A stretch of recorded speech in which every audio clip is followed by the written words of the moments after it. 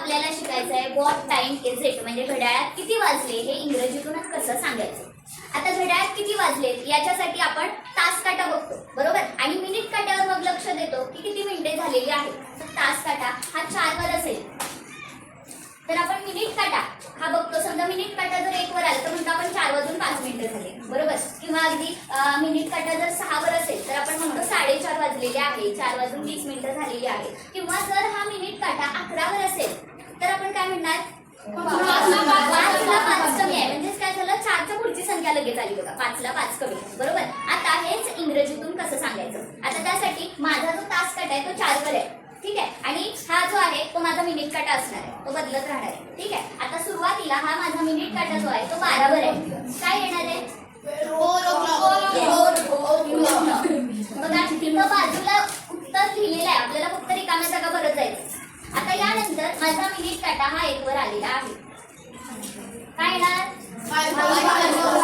5 pass 4, म्हणजे काय 4 वाजून 5 मिनिटं झालेली आहे. 5 पास 4 म्हणजे पहिला जो मिनिट काटा आहे तो मिनिट काटा मी लिहिलं बघा, 5 पास मग तास काटा 4. लक्षात आलं.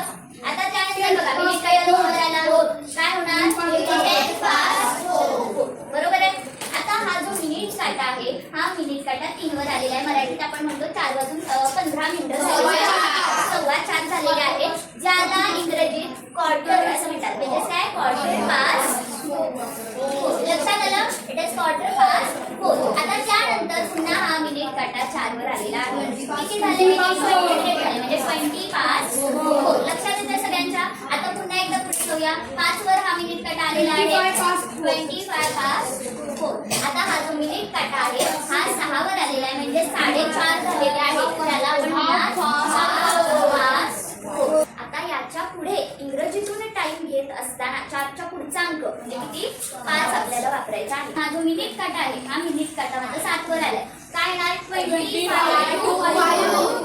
येस, म्हणजे काय अर्थ होणार आहे मराठीत, 5 वाजण्यासाठी बघा 25 मिनिटं राहिलेली आहे. पुन्हा एकदा बघा पुढे. आता मिनिट काटा 8 वर गेला, 5 वाजायला किती मिनिटं राहिली, 22.